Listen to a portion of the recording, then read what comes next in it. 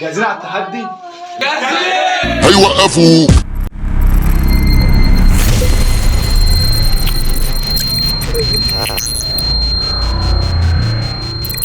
السلام عليكم. شرح اليوم: الضريبة على المرتبات، شعبة إدارة. بسم الله الرحمن الرحيم. هنبدأ النهاردة بدرس الضريبة على المرتبات لشعبة الإدارة. بيقولوا لك إبراهيم موظف يتقاضى شهريا مرتب 2000 جنيه وعلاوة خاصة مضافة 200 جنيه وأجر إضافي 1000 جنيه وحوافز إنتاج 30% في المرتب الأساسي وبدل طبيعة عمل 100 جنيه. فإذا علمت أن الممول مؤمن على حياته وزوجته وأولاده بقسط بواقع قسط 150 جنيه. هنبدأ الأول نطلع المطالب اللي عندنا، اللي هو الأساس، اللي هو المرتب الأساسي وعلاوة خاصة مضافة. مرتب الأساس عندك كان ب2000 جنيه، ب2000 وعلاوة خاصة مضافة ب200 جنيه، يبقى المجموع 2200 جنيه.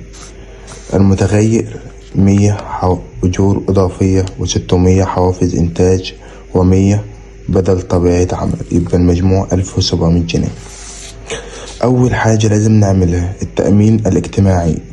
التأمين الاجتماعي مقسم إلى 2: واحد الأجور الأساسي أو الأجر الأساسي يساوي 2200 جنيه اللي هو المجموع اللي هنا اللي هو اللي احنا جمعناه في 14 على 100 هيساوي 308.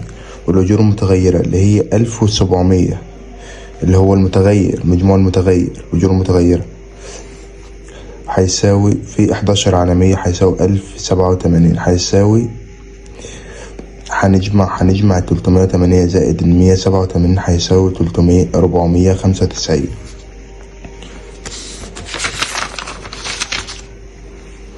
هنبدأ نسطر، وطبعا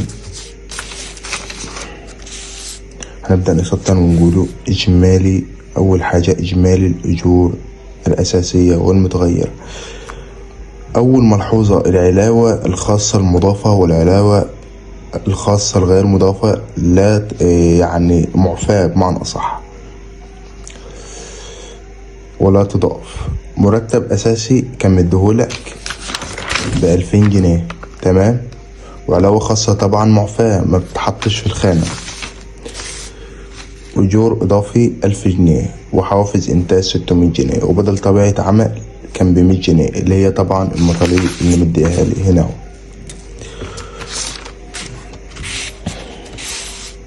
نقوم بالجمع، وطبعا هنجمع 2000 زائد 1000 زائد 600 زائد 100 هيساوي 3700 جنيه. تاني خطوة هنقوم بالطرح اللي هو الإعفاء الشخصي وهو ثابت ب750 جنيه.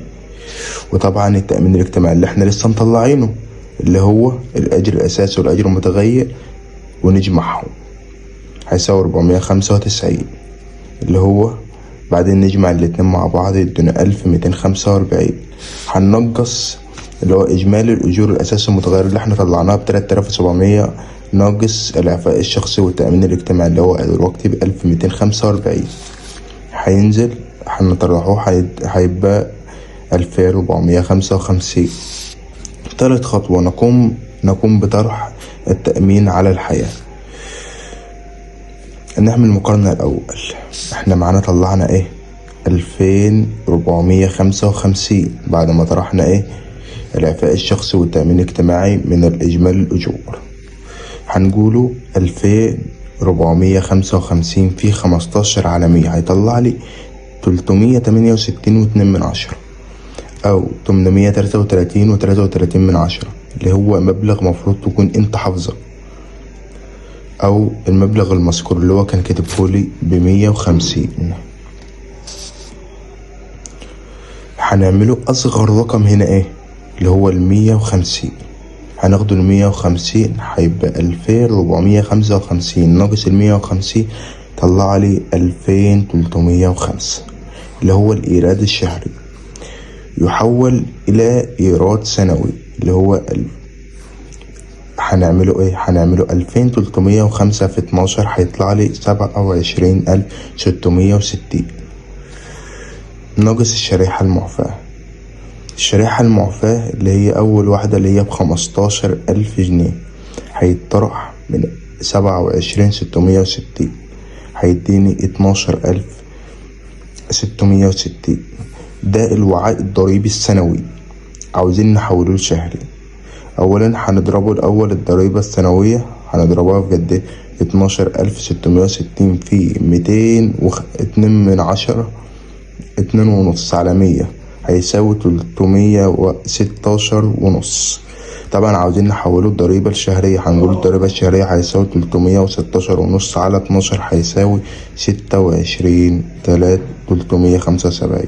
مرحبا بكم في جينيوس سنتر، نتمنى لكم التوافق دائما وأبدا ونتمنى لكم النجاح.